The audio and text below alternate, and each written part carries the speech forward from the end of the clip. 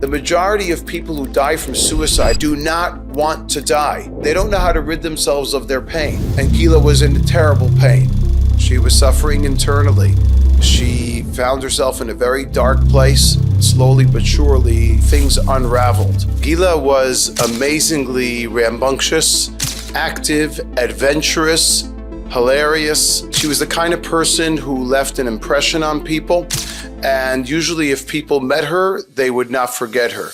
This is Rabbi Hammer. In 2019, he lost his daughter Gila to suicide after she experienced abuse. In this conversation, Rabbi Hammer shares her story, the warning signs that were overlooked, and the urgent lessons every parent, teacher, and friend need to hear. Suicide can be prevented, but prevention begins with listening, with noticing, and with refusing to let silence win.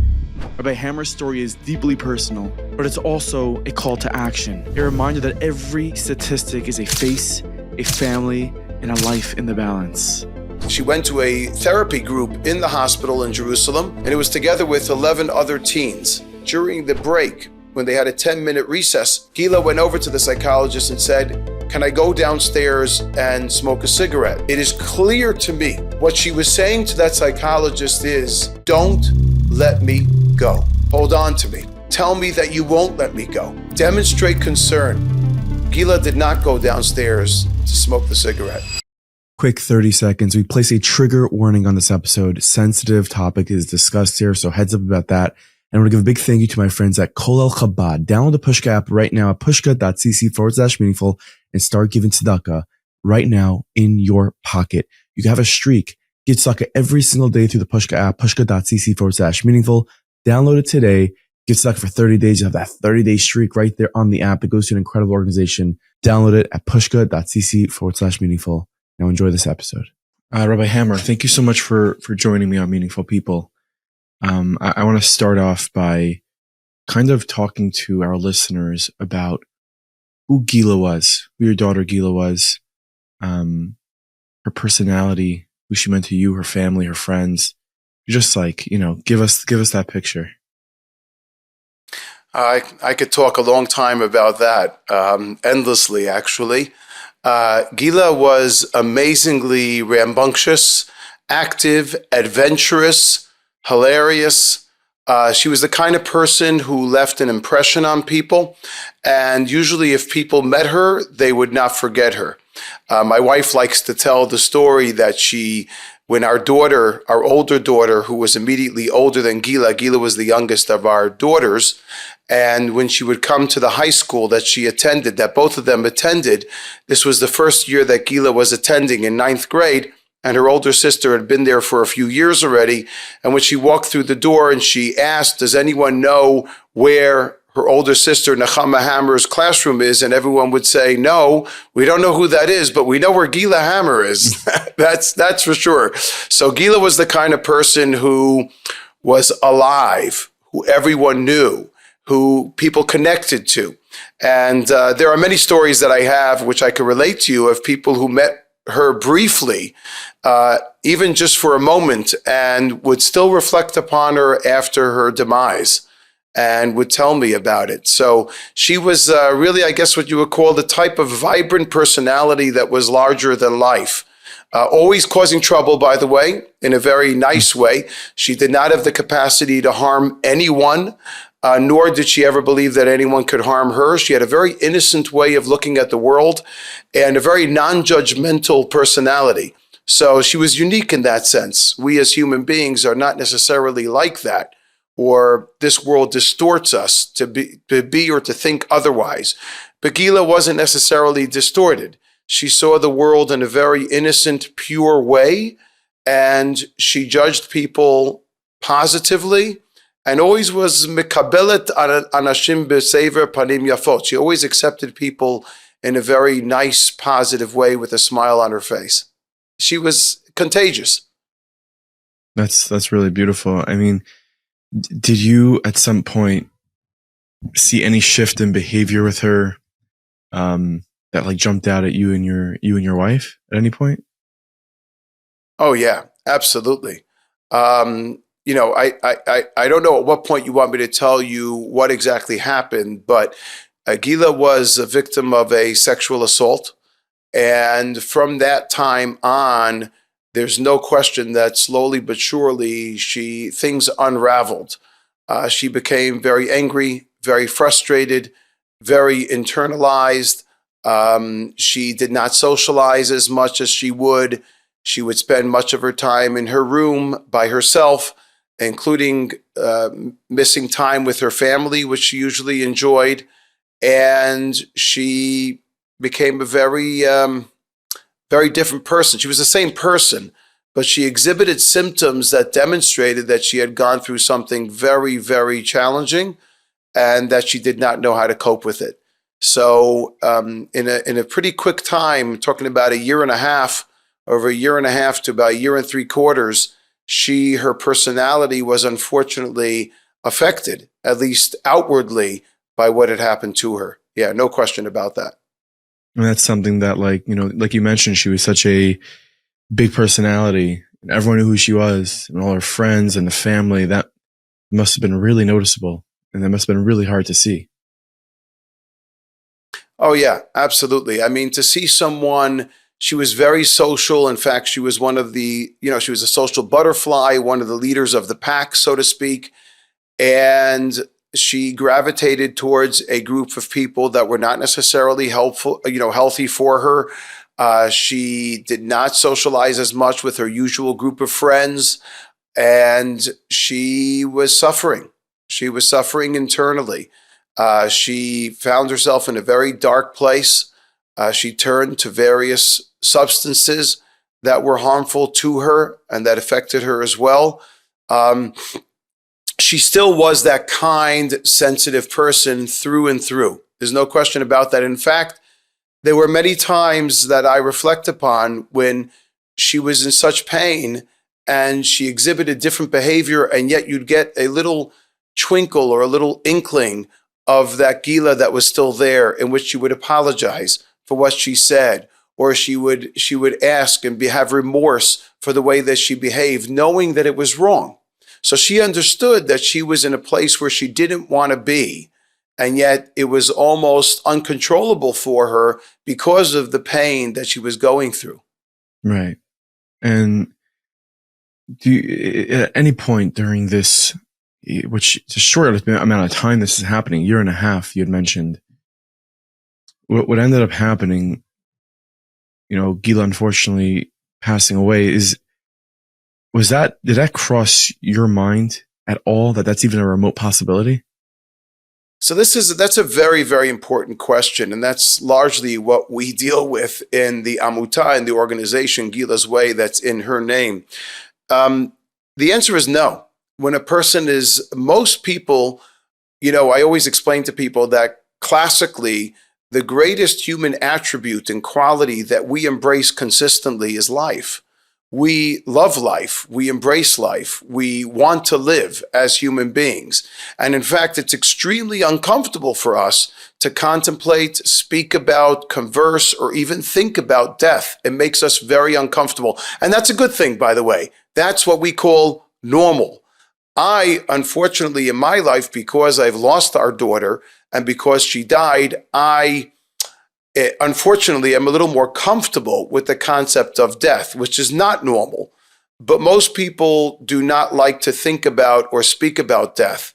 And in the classic framework, no one really entertains or believes that someone has the capacity to contemplate or think about suicide. It's a taboo that still reveals itself in our community. And certainly my wife and I, no one spoke to us or with us about suicide, or that Gila was demonstrating suicidal ideation, signs of suicide tendencies. And that's a big problem. But it should have been spoken about, and it should have been introduced to us because we needed to be more aware of it. But at the time when Gila was not well, when the concept of suicide crossed our mind, it was typically, plastered with someone who is homeless, a drug addict, kids at risk, not a wholesome family like the Hammer family or a wholesome kid like Gila.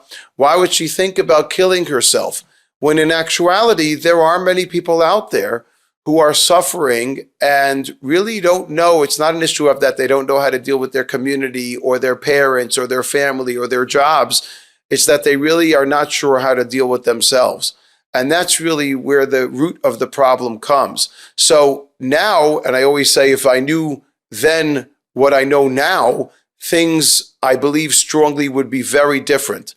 But back then, no, we never dreamed that our daughter or that our child would even think about killing themselves and would be suicidal. Right. If you could take me back to that day where that unfortunately happened, then you could share whatever you're comfortable sharing with our viewers, with our listeners. We'd appreciate that. Sure. You're talking about to the day that she died, her passing. Yeah. I can share it with you. And what I'm going to add is I'm going to share it with you, Nachi, in order for the sake of education. Okay. So that people are more aware and that they understand what can unravel and what can unfold. Gila already 2 weeks prior to her passing was in a very bad way. We believe that, she was given antipsychotics, which we think was a mistake to begin with.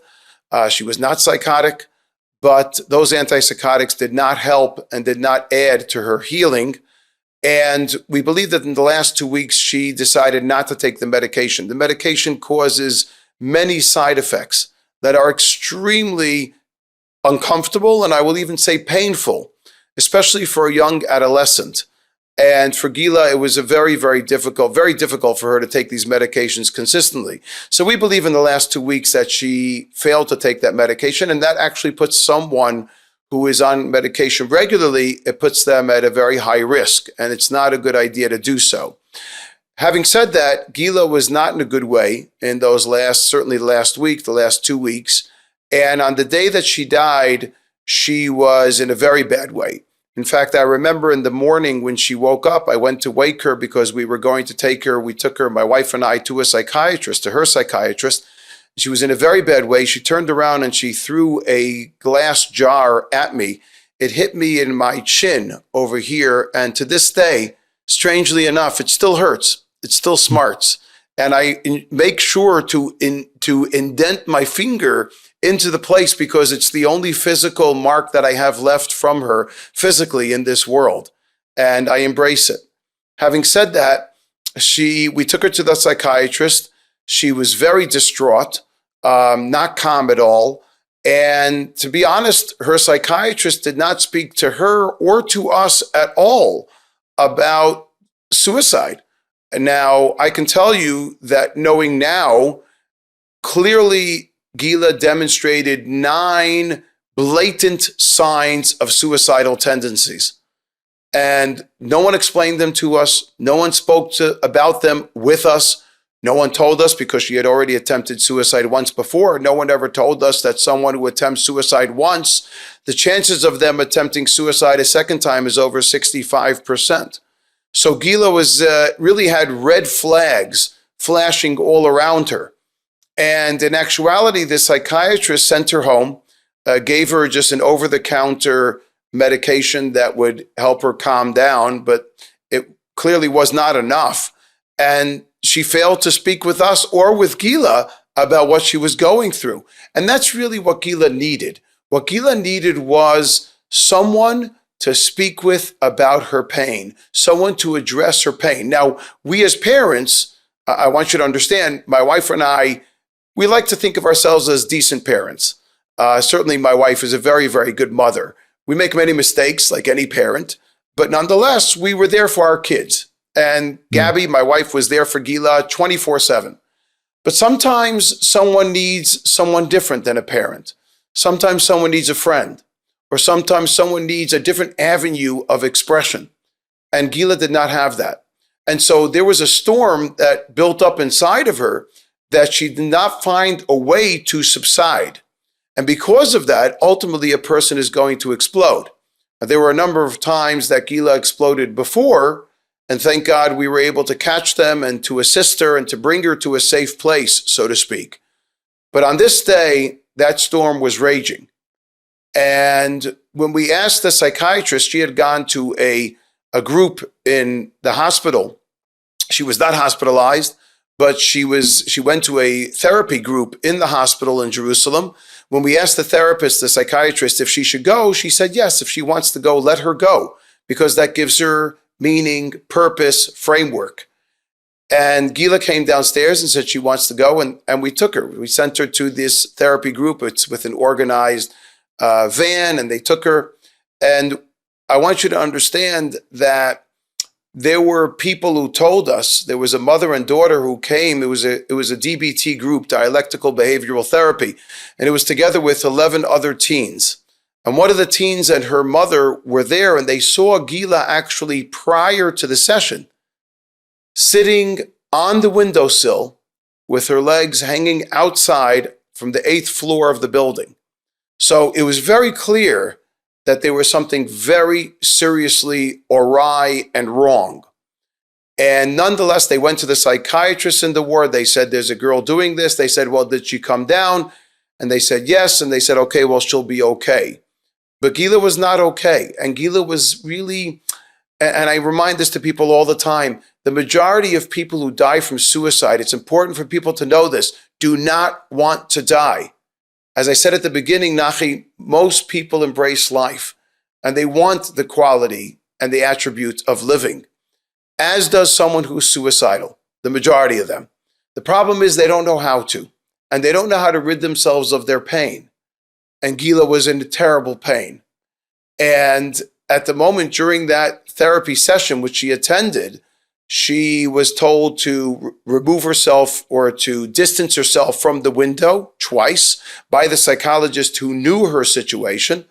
And I can tell you this, that during the break, when they had a 10-minute recess, Gila went over to the psychologist and said, can I go downstairs and smoke a cigarette? And the psychologist said to her, yes, but I want you to come right back to me when you're finished. Gila did not go downstairs to smoke the cigarette. She went outside of the building in a different way, as you can understand. And the reason why I tell you this is not to, so to speak, freak people out, even though I do want to do that at times as well. But I need people to understand. It is clear to me that when Gila went to that psychologist and said, can I go downstairs to smoke this cigarette during the break? What she was saying to that psychologist is, don't let me go. Hold on to me. Tell me that you won't let me go. Stay with me. Demonstrate concern, because right now I'm in crisis. And what we need to do with ourselves, when we talk about mental health, and when we speak about suicidal tendencies that tragically are alive and well around us, we need to change our mindset, and we need to change and learn the vernacular. No one is going to stand up in front of you or any of us and wave a flag and say, I am suicidal. But what they will do is they'll say, are you letting me go down for recess to smoke a cigarette? Or are you going to tell me, no, stay with me and let's talk? So we need to learn that language more, because that's essentially what people are reaching out for. And on that day, that's tragically how she died.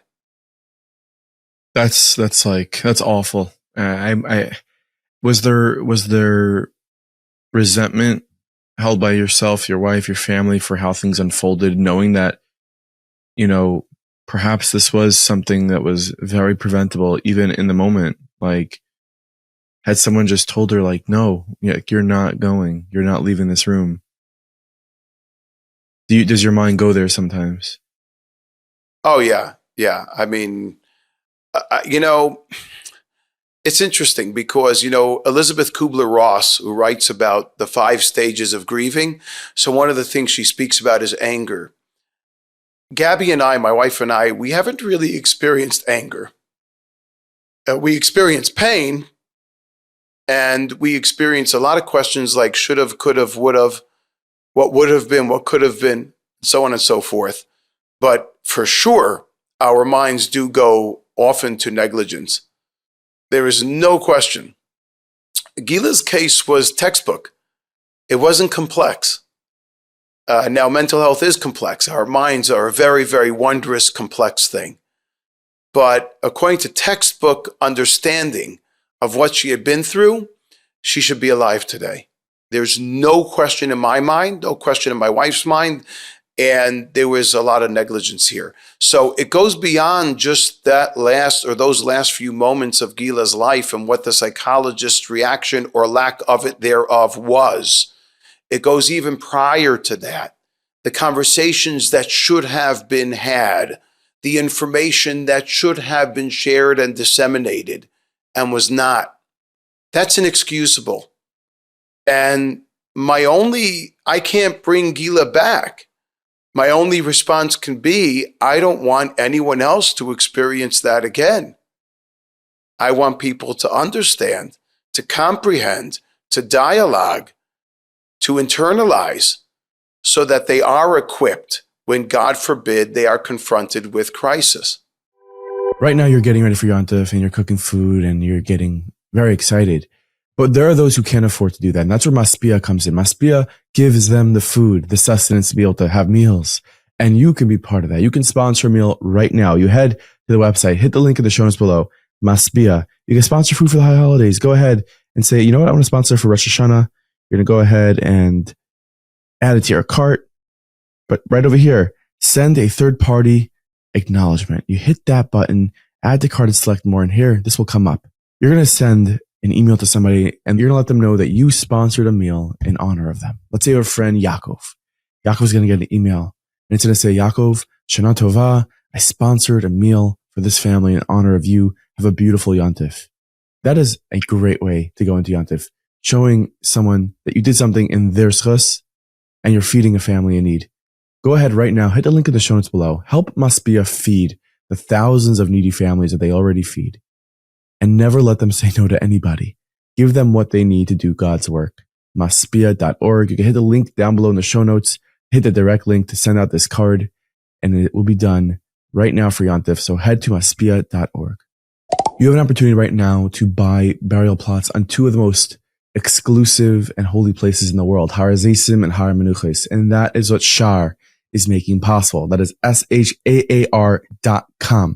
Right now, over 275 have been sold, 300 are in contract, and you can be one of them. Har Menuches, Har Hazeisim, two of the holiest sites in the world. Right now, you can get introductory pre-sale pricing by mentioning meaningful people. You don't just get a plot when you buy through Shar, you get a plan. One phone call is all you have to make when that time comes, and everything gets set into motion. No extra negotiations, no trying to figure out logistics. Shar takes care of everything. It's something to think about. Again, once you do it, you don't kind of do it again. So go ahead, email them right now at sales@shar.com. That is sales@shar.com. Mention meaningful people for some pre-sale introductory pricing, maybe a schus for ariches yamim. She was in a tremendous amount of pain, and nobody does this unless they're in a tremendous amount of pain. And obviously this was caused by somebody. You know, the abuse that she experienced, someone took her life from her. We're actually like, there's an organization here that we do a lot of work with. We promote a lot. It's called Ray of Hope. They help survivors of abuse, of sexual abuse. And this is like, it's so crazy. You know, this is a girl whose life was just ripped from her because someone abused her. Yeah, no question about it. But it's important for me to emphasize, yes, that's where it started, but it's not where it had to end. Yeah. So let's understand that there are victims of sexual assaults. And unfortunately and tragically, it happens a lot. Yesterday, I gave a seminar to an organization that deals specifically with this, with sexual abuse and assault in the Jewish and from the Orthodox community. And so this is a problem that exists consistently, but it didn't have to be the end. Meaning people can get help and people can find a channel and a means of expression. I always explain to people consistently that the two main factors that contribute, kaviyachol, to someone's demise, to someone spiraling out of control mentally, are isolation, loneliness, and lack of purpose. purposelessness. Okay, so when a person feels lonely and alone, and by the way, this is very important. The definition of loneliness is not our definition of loneliness; it's theirs. So Gabby and I could say yell from today to tomorrow that with regards to Gila, she was not lonely. We were with her constantly. My wife was with her 24/7, but we wouldn't do anything to make her feel a part of things, and her siblings and her family and some of her friends. But her definition of loneliness was friendlessness. Now, her friends might still have been her friends, and we're not blaming them, but many of them, was in the year post high school in Israel. That's when what we say in Hebrew, em porsim knafayim, they spread their wings. They go to the army, national service, yeshiva, midrasha, pre-military academies, whatever it is. And it's a very, very serious time for these youth. And they were all moving forward while Gila was stagnant.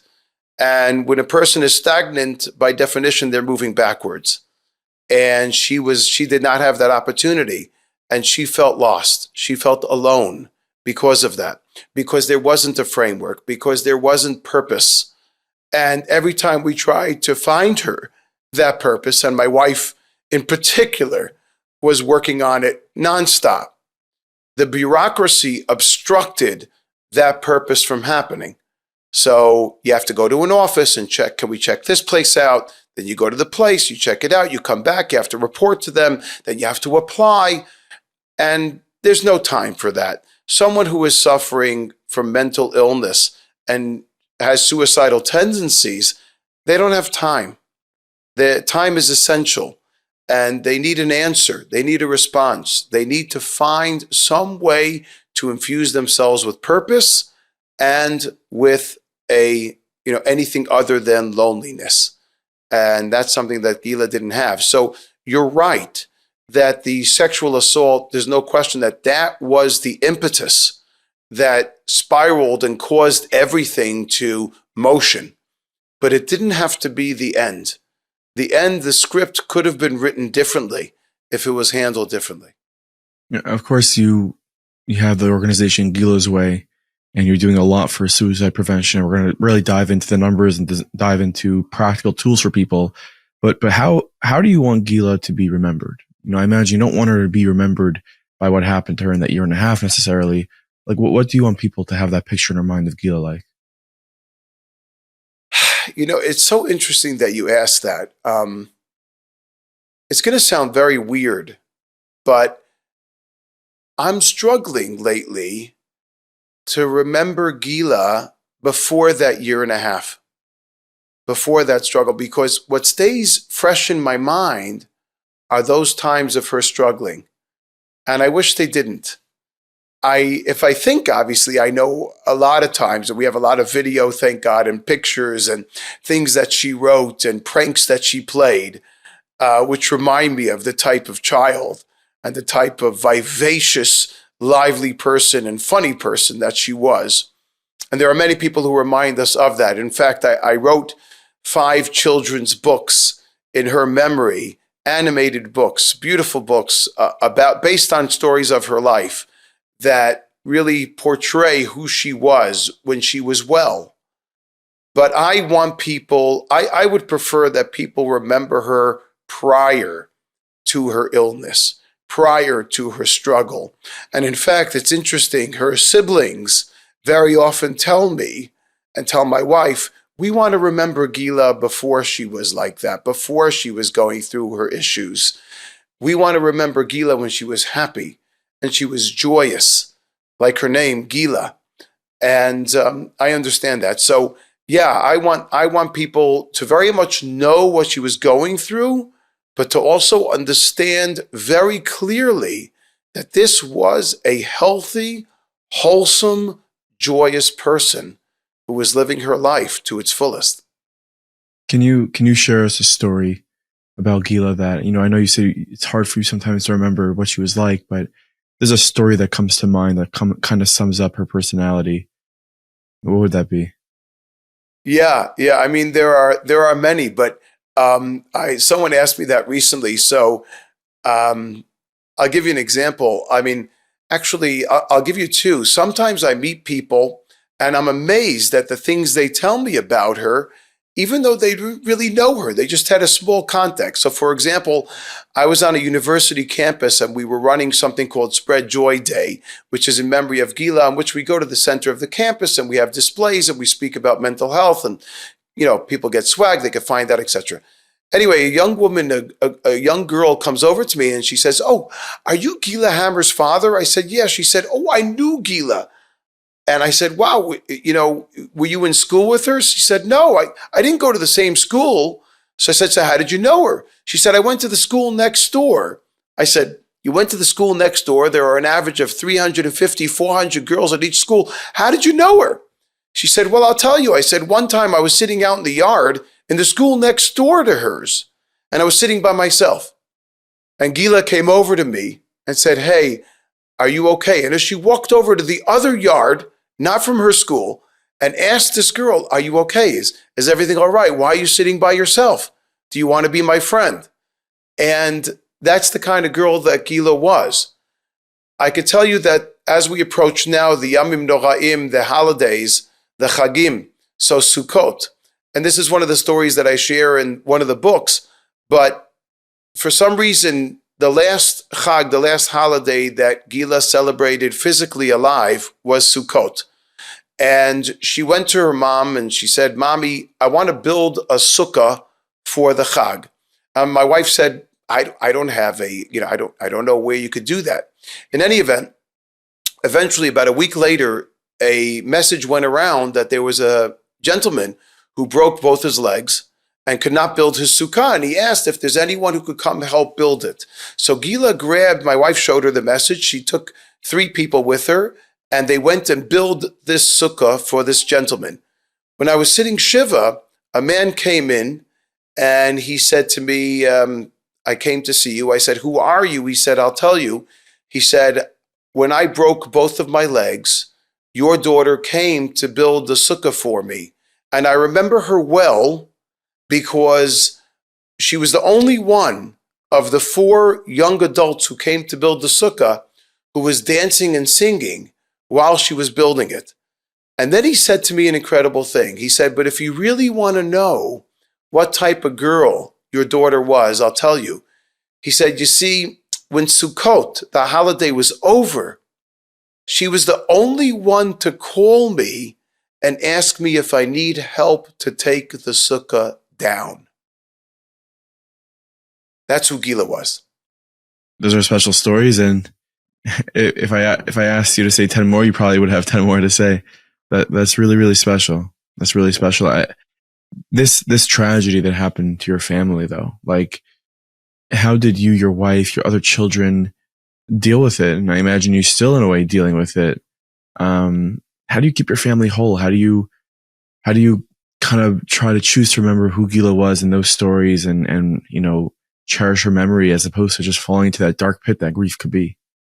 Oof. What people who are grievers and bereaved, especially someone who loses a child, to suicide, many of them reach out to me. And one of the reasons why they reach out, quite frankly, it's not because I'm a special person, which maybe I am, but that's not why. But they reach out to me because I speak openly. And they need that.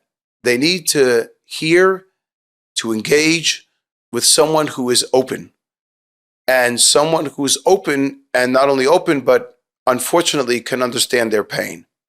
The only person who can understand someone else's pain is someone who's been in that place. It's like, Imo anochi betzara. Right? Al tadun et chavercha ad shetagia limkomo, the rabbis say. Don't judge someone until you're in his place. Well, they weren't just saying don't judge someone, but they were saying you can't understand someone until you're actually in their place. And I pray to God that no one should ever have that experience of losing a child. But the reason why I say that is because one of the advantages that we have as a family is the fact that we speak openly and we dialogue and we converse and we're not afraid to talk about Gila and we're not afraid to talk about what happened. And we're not afraid to talk about our lack of reaction, our lack of emotion, or our emotion. We feel comfortable enough to wear our emotions on our sleeves or not, if we choose not to. And I think that's a very, very big advantage, if you may, that our family has. Many families do not or cannot do so. And I know of a number of couples, sometimes a spouse will call me and tell me that their spouse, be it a husband, wife, whoever it might be, that they simply cannot talk about what happened, and they won't talk about it. And they instill their pain and harbor that pain internal. And to me, that's a very serious problem, because eventually that pain builds up and somehow it has to find an outlet. So the answer with regards to grieving and bereavement, sometimes people will say to me, what do I do now? How do I deal with this? I wish there was a formula to give them. There is not. And the only formula I have is that every person finds their own way to cope and to deal with that pain. The pain will never go away. Pain will always be there. But you can live your life with that pain. You can choose to continue to do things, pain eternal with you, and consistently following you and partnering with you, but nonetheless continuing to live. And that's what we try to choose to do. I've done it personally through Gila's Way, through our organization. My children do not, and my wife does not. They have their own way that they deal or cope, but all of us are open about speaking about it. And I think that's really important. But there is no question that the trauma of child loss, sibling loss, is just huge. Extremely difficult and challenging for a person to deal with, and follows that person for the rest of their lives. 72 years ago, Lubavitch Rebbe launched the first ever daily tzedakah fund called Keren Hashana. One donation today covers the entire year, right? There's 355 days in this coming year. You have one donation today, and Keren Hashana distributes twice a day, before Shacharis, before Mincha, to the organizations in need. And that ensures that you are never missing a day of giving tzedakah. Your donation helps support shluchim and their activities around the world, single-parent homes, Haknasas Kala, plus many more extremely important funds. And like the Rebbe said, by joining this fund, you share in all the holy work that these organizations are doing and accomplishing. Millions of dollars have already been distributed, and now it's your turn to get involved in this schus. Head to mykarenhashana.com. That is mykarenhashana.com, and get involved today. You give tzedakah, and you know every single day, twice a day, tzedakah is be giving on your behalf around the world to many different places. You share in that schus. mykarenhashana.com. You can hit the link in the show notes below to get involved. If you're hurt or find yourself in an accident, which, let's be real, it happens more than we like it, you need the right lawyer on your side. That's when you call the Rothenberg Law Firm. For over 55 years, they've been a cornerstone in our community, helping people just like you. They've won and collected billions of dollars for their clients. And the best part, if they don't win, you don't pay. When you choose Rothenberg, you're not just getting a lawyer, you're getting a trusted friend who treats you like family. They understand that a personal injury can turn your life upside down. So they go well beyond just legal representation. They will make sure your medical bills are paid by the appropriate parties and that your family is taken care of during this rough time. Everybody knows Rothenberg, so you know they're the name you can trust. So if you ever find yourself needing legal help, remember to head to injurylawyer.com or call them 1-800-624-8888 for a free case evaluation. Make sure to keep the Rothenberg Law Firm on speed dial, because not every injury lawyer has the resources to stand up to the big corporations and insurance companies. They've been fighting the good fight for over 5 decades, and they are not slowing down. I hope you never need them, but if you do, the Rothenberg family is there for you. Was there an element of shame about how things went down? I recently interviewed someone who lost a child, and it was obviously it was different than this, but they felt a lot of shame and embarrassment of what happened to them. They couldn't go out. Besides just the pain they felt, it was just they felt a lot of shame, and especially with something like suicide, that there's such a strong stigma around. And it shouldn't be. You didn't do anything wrong, and even she didn't either. She's just in so much pain. just an unfortunate situation. Exactly. But was there a feeling of just like, oh my God, how do I even go face the world? The answer is no. I'm not saying that's normal, because I do understand the parent that you're speaking about, okay? That they have shame, or that, embarrassment, or it's difficult for them, or they can't speak openly about it. But I think it's very important what you just said, Nachi, and I'm not sure you realize yourself. You said you didn't do anything wrong, and neither did she. That's the part that people need to understand. Someone who dies from suicide, it's not necessarily that they chose to do so. They didn't want to die. They are suffering and dealing with an illness. It's an illness just like cancer, and just like any other illness that might be out there that's deadly. It's an illness as well. It's an illness of the mind. I often remind, or I call mental illness, I tell people, I call it cancer of the brain. Yeah. And the reason why we have so much difficulty, the reason why it's so challenging for us to speak about it and to engage with it, is because we don't see it. You can look at someone like a Robin Williams, and he looks perfectly fine on the outside, making tons of money, wealthy, winning Oscars, beloved apparently by the people around him, beautiful wife, family, kids. He's making people laugh. And yet he's internal a comedy. Yeah, making people laugh. Exactly. The only person who wasn't laughing internally was himself. But we don't see that. Right. And so mental health is very hard for us to deal with, because we are people who gravitate to what we can see.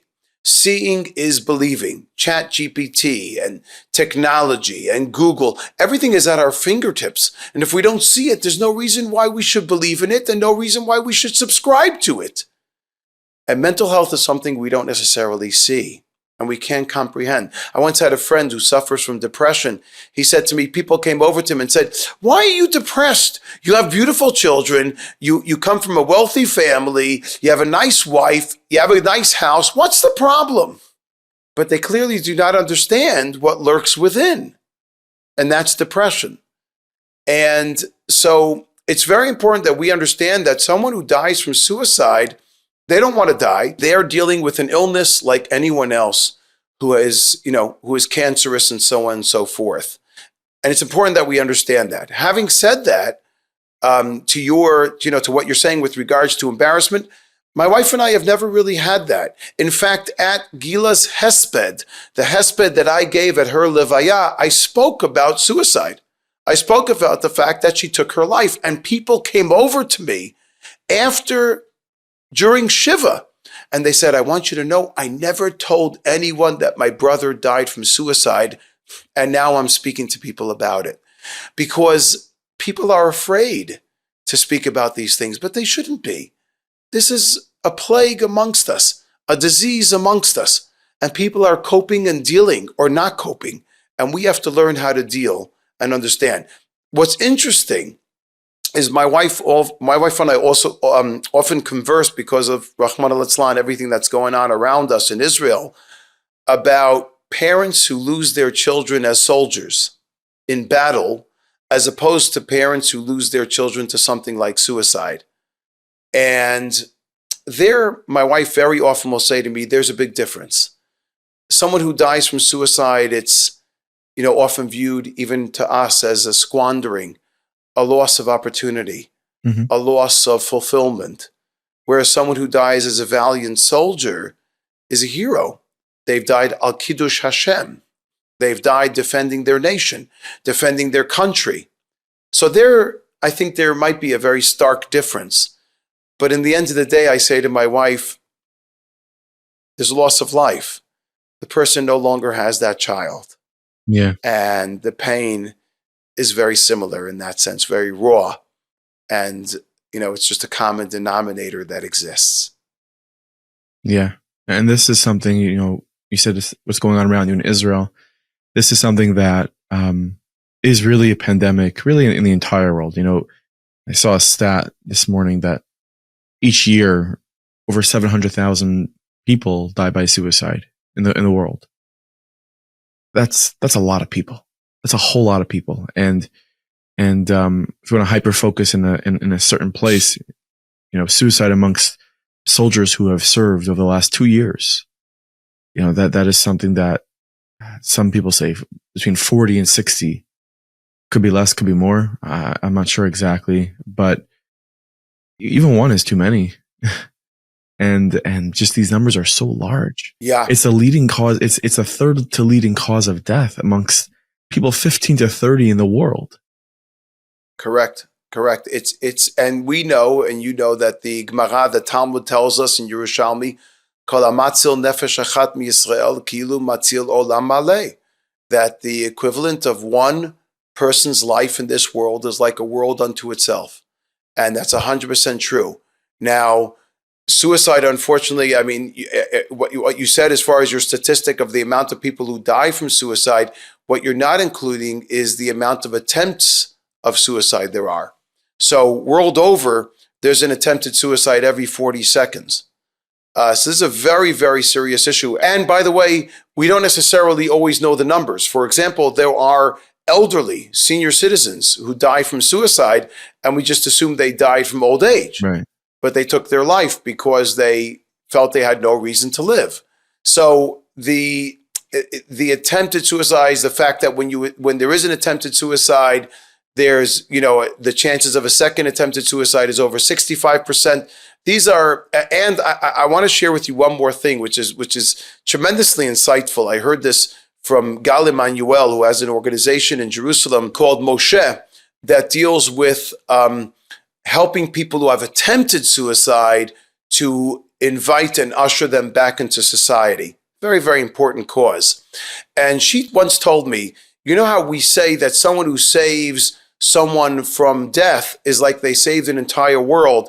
Well, the way she explained that was, let's understand, to each and every one of us, we have our own world within our world, right? So you don't necessarily know my family, but I have my children and my wife, my spouse, and my siblings, and my grandchildren, and they have theirs.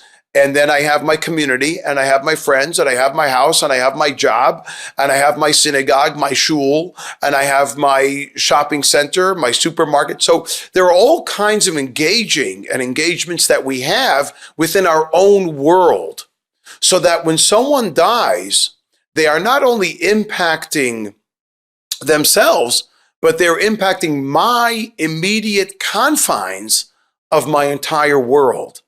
And that's why when you save someone, that's what the Talmud says. You're saving an entire world. What does it mean? Not the entire universe. You're saving the entire world that would be affected in the confines of that person who would have passed. And there are very, very serious repercussions and vibrations as a result of someone who dies.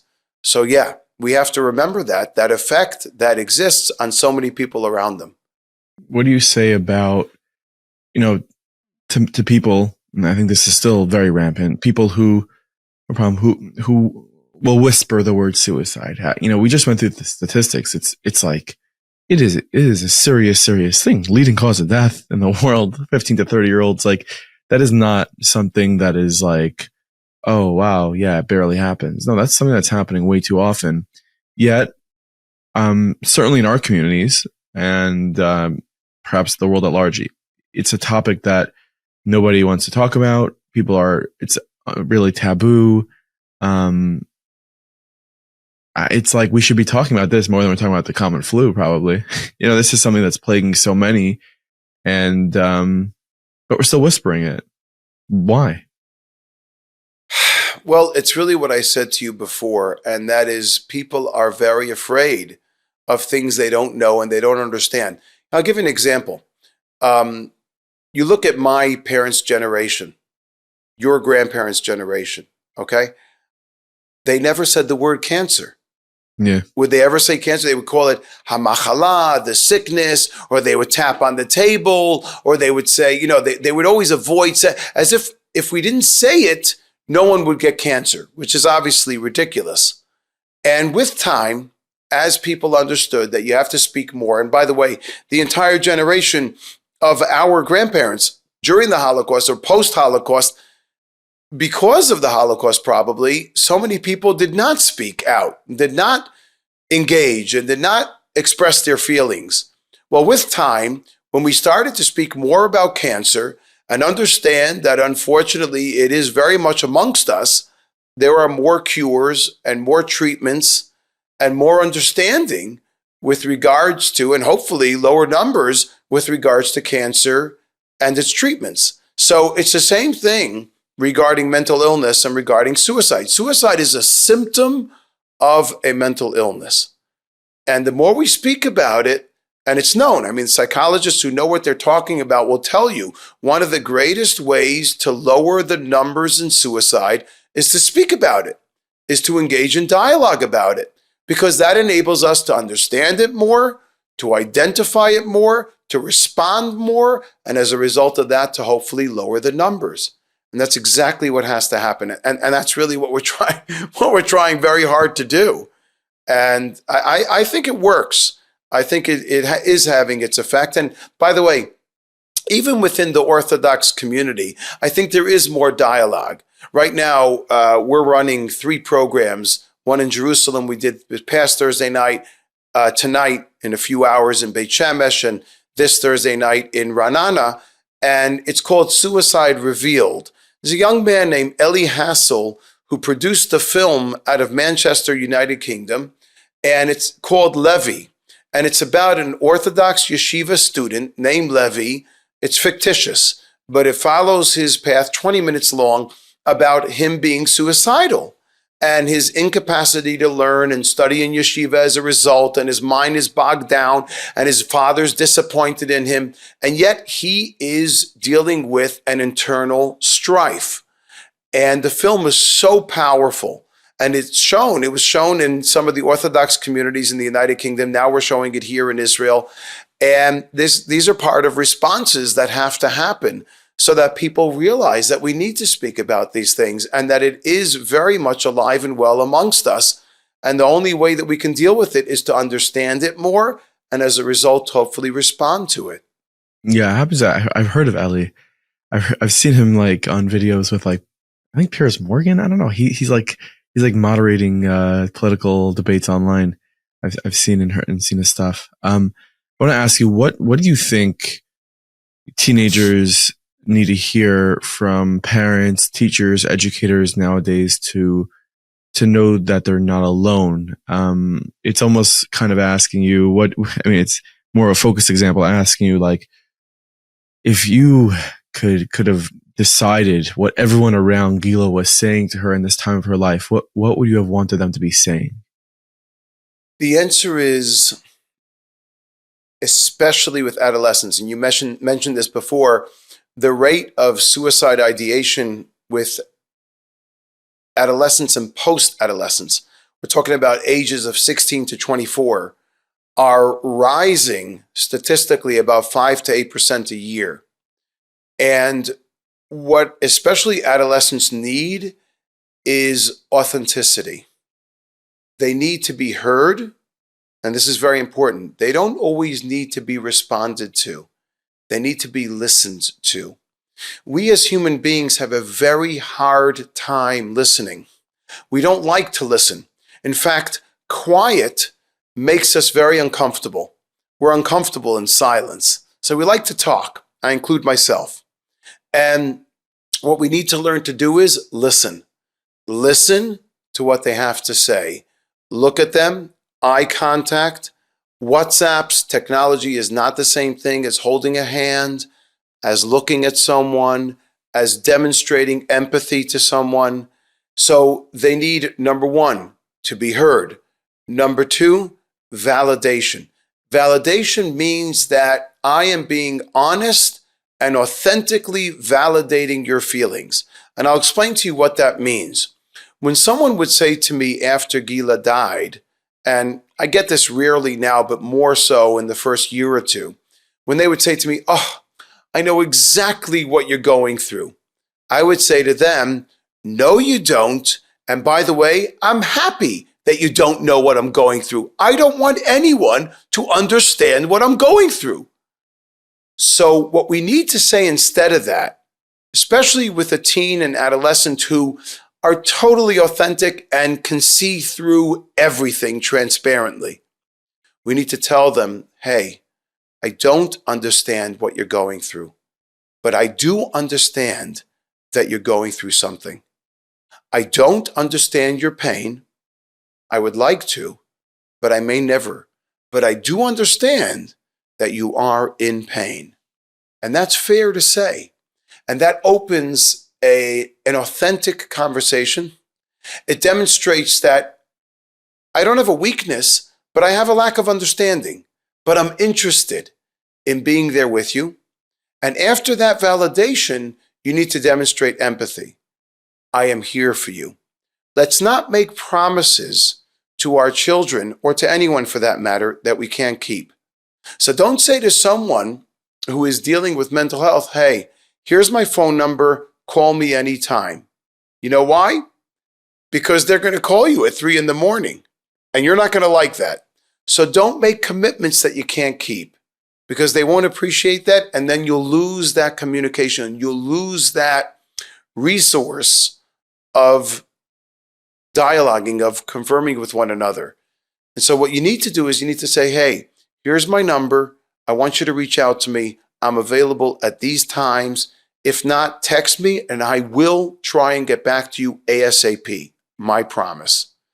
And then we need to follow up with that. So what we need to fill ourselves more with, especially with our teens and our adolescents, is listening, authenticity, sincerity, and empathy. And it's something that's an investment. It takes time. Yeah. It takes effort to make those things happen in our world. This episode is sponsored by my friends at Lalechet. Yes. Build your trip right now at lalechet.com. Don't want to be busy building your trip? No problem. You can go on one of their upcoming trips. Hong Kong, Morocco, Oman. You take your choice. They arrange these incredible trips with personalities like Rabbi Daniel Gladstein, Chani Gottlieb, Rabbi Nachman Seltzer. Yeah, go to Hong Kong with Rabbi Nachman Seltzer in November. Like, that would be a lot of fun. Or let's say you're a Gabi of a shul and you say, hey, I want to take my entire Gila and we're a shul in Deal and we want to go to, I don't know, Morocco, and go for it. Build your trip. Head to lalechet.com and they can take care of everything from A to Z. Trust them and you will go far. Lalechet.com. Reach out to them today and you will not regret it. Have a safe trip. We'll be right back to this episode. A quick word from my friends at townappliance.com. You head to the website right now, townappliance.com, and you can get $25 off. Simple. Just head to the website and you'll see a prompt come up. Simple as that. Let me tell you, friends, summer is coming to a close. You get a new clothing for your kids. You get a new appliances for your house. And that's where Town Appliance comes in. Don't miss out on this opportunity. Head to townappliance.com right now. Savings are happening all year. You don't want to miss out. Townappliance.com. Ever since 1979, they've been the number one choice for everybody. And they understand you, the firm community. So head to townappliance.com, or you can shoot them a message on WhatsApp. How cool is that? Townappliance.com, or shoot them a message on WhatsApp at the link in the show notes. Now back to this episode. And for all the parents who are listening now, hopefully everything in their life is fine and dandy. Teenagers, it's often not. But if there's warning signs, even very early, that they can just know, what would you put out there that they should really look out for? So what you want to look out for is, if I were to say to you, for example, many symptoms of depression, which is usually where things begin, over 80% of mental illnesses begin with depression. So one of the signs of depression, for example, is either lack of sleep or sleeping endlessly, right? Like sleeping into the late hours, the wee hours of the afternoon. Now, if I were to tell parents today that that's a sign of depression, everyone would take their teen and adolescent to a psychologist and say, my child's dealing with depression, because everyone's teen sleeps till 2, 3 in the afternoon. No, it has to be a number of symptoms that exhibit themselves over a number of weeks. But when we talk about suicide, there are very similar symptoms to depression. But basically, we're talking about hopelessness, lack of social communication, speaking about death, engaging about death, giving things away, spending a lot of time in their room in the dark, spending a lot of time getting lost on their phone, no longer socially interacting, self-harming, inflicting injury upon themselves, no longer demonstrating responsibility, no longer washing themselves or taking care of themselves physically. These are all signs that a person, it really comes down to one thing, that a person is saying, I am no longer feeling worthy, or I am no longer feeling purposeful to be a part of this world. Anything like that has to draw concern. And for teenagers who may be listening that feel a certain way, you had mentioned, I think this is like something that I did not know, and it's the biggest shock to me. You mentioned early on that people who die by suicide don't want to die, and Gila wanted to live, and all these people want to live, but they're just in so much pain that it just overcomes them. What would you say to a teenager that is finding themselves in that category where they want to live, but it's like it's going in the wrong direction? I would say to them, I need you to understand that there are people out there who know and understand that you're in pain. They don't necessarily understand your pain, and they don't necessarily know what to do exactly to help you out of that pain. But I want teens to understand, because of their lack of insight or foresight, many of them believe that this is finite. There's no tomorrow. There's no getting out of this pain. There's no dealing. There's no coping. What's happened to me now means it's the end of my world, and it is not. Because what we need to understand is that people who are dealing with mental illness, they find themselves in a deep, dark place of despair. And if they understand that they don't really want to be there, and the people around them understand that, that means that we can shed for them or demonstrate for them some light, some hope. And that ray of hope can help them out of that deep, dark place where they find themselves. So what I want them to understand is, if they turn somewhere and it was not responsive, that doesn't mean that there's no other avenue that you can turn to for another response. There are many therapies out there. There are many different types of people out there. If your parent doesn't speak to you, that's okay. They want to. In all probability, they love you and care about you, but it's okay if they don't speak to you. Go to someone else who will. A sibling, a best friend, a cousin, a colleague, a schoolmate, a student, a teacher, a rabbi, a guidance counselor. There are so many avenues that you can explore. Just don't lose that desire to explore. Be open, try your hardest. I know that it feels like it's a tremendous amount of work and effort to get there, but when you find or tap into that small resource, you will see that it can make the difference of a world and start making you feel better, and you will turn the corner. That doesn't mean that you'll be completely cured, and it doesn't mean that it's not a process. It is. But all you need is just those few moments that can start to give you a little bit of hope, a little bit of light, and from there, you can continue that path towards a continued living. Yeah. And I think one of the last questions I have is, I'll tell you something, Nachi, I'm so sorry. I want to share with you on that question. Yeah. There's a guy named Kevin Hines. He speaks on YouTube. He's one of 17 survivors who jumped off the Golden Gate Bridge. There are over 200 people on average who jump from the Golden Gate Bridge in San Francisco every year. And he chronicles this. And he says he did it when he was 16 years old. He decided he's going to kill himself. And the reason why I tell you this, he says he was on the bus on the way to jump from the bridge, and he started to cry. The reason why he cried is because he realized he did not want to die. And what he said to himself was, if someone on this bus reaches out to me and says to me, hey, what's bothering you? Why are you crying? I will not jump. Instead of that, the people on the bus complained that he was making noise in a public place. And so he decided to do what he did. Thank God he's alive. But my point is that we need to pay attention to who's around us. And if you are a teen who's in crisis and who's having a problem and having a difficulty, realize that there are people out there who do want to say to you and do want to ask you, hey, what's bothering you? What's troubling you? Let's have a conversation. Just opening that conversation or opening that avenue, even having an opportunity to just be heard, can make the difference of a world. And there are people out there who care. Yeah, there really are, and it's thanks to people like you and Gila's way that's doing tremendous work. If Gila, and I'm sure she is, seeing what you're doing in her name right now, what do you think she would say to you? One of my kids gave a speech once at an Azkara at the Yort site the day in which she passed. I think it was either last year or the year before. No, I'm sorry, it wasn't it was my wife.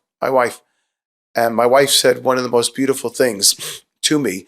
She said, in the speech, she said, I know that Gila is looking down from heaven and saying, I'm so proud of my Abba.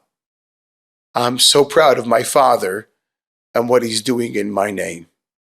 And I will tell you that as painful as this sounds, my wife and I very often say to each other, and it sounds almost ludicrous, but we do strongly believe that Gila died as a sacrifice in order for me to enter this line of work and to help others who are in crisis. We really do believe that. Otherwise, we do not understand why she left this world. And if we say that God decided to take her and her soul close to his, we would say that that's the reason why. Wow. Well, Rabbi Hammer, thank you so much for sharing this story. Is there anything else you want to add before we wrap it up? I want to thank you. I think kudos to you and your program who are open to speak about this and to reflect itself upon the Orthodox community and to your listeners. It's very, very important. And it's not a given that everyone's prepared to speak about this boldly and openly. So kudos to your program and to your efforts. And thank you for allotting me this opportunity. I will say that those who are out there, we will go anywhere to speak about these issues, to lecture, to train, to prepare, to engage, and to expose and to dialogue with people. So feel free to reach out to us. We also have a consultation service that we offer gratis, and it's worldwide. People reach out to us. It's not for the person who themselves are coping, but for the periphery, for their immediate circle, parents, spouses, siblings, colleagues, friends, who reach out to us and ask us to help them navigate with someone who is suffering and to help them get to a better place. And the final thing I want to say, my point is, feel free to reach out to us anytime. And the final thing I want to say is to parents and supervisors or, caregivers, trust your instincts. Not everyone knows everything about everything. So we go to our professionals, we go to psychologists, psychiatrists, and we just assume that the mental health professionals and carers, that they know everything. And I've heard many times, and my wife and I would say to ourselves many times when Gila was alive, this just doesn't sit well with me. Something is just not right. Listen to that instinct. God gave it to us for a reason, and it's worth your attention. Thank you. Thank you so much, Rabbi Hammer. Thank you so much for watching or listening to this episode. It was definitely a heavy one, but an important one. Make sure to share this episode with friends and family so they understand the warning signs, so they know the conversations they can have, and lives can be saved. Lives can be saved. So please go ahead and do that right now. I want to let you know that we are running a survey right now. Hit the link below in the show notes. We are doing a full mental health survey, part of Meaningful Minute, that I want you guys to take. It is a very, very comprehensive survey. We've had thousands of people already fill it out, and we're trying to gather data for the Frum world about mental health. So hit that link down below in the show notes. And please fill out the survey. It's free. There's no gimmick. There's nothing like that. We just need information. We need to know what's on your mind. So please go ahead and hit that link, fill out the survey. I want to give a big thank you to my friends at Blooms for keeping our office always stacked with the best snacks. That is our sponsor. That is our friend. So if you're in the grocery and you see a Blooms item on that shelf, make sure you grab it and you say, they're a friend of Meaningful People. They're a friend of mine. Thank you, Blooms. And make sure to sign up right now for Meaningful Minute Plus. More content coming this week. The next couple weeks is a little bit tricky schedule with Yontif on a Monday and this on a Tuesday. So make sure to sign up for Meaningful Minute Plus. The content never stops there. Meaningful Minute Plus right now. Head to mmplus.org. Stories of Hope bonus episodes, Meaningful People bonus episodes, a brand new film coming out pretty soon. Live streams. I know Tzipora Greco is going live Monday night this week. So make sure to become a Plus member today, mmplus.org, and I hope to see you there.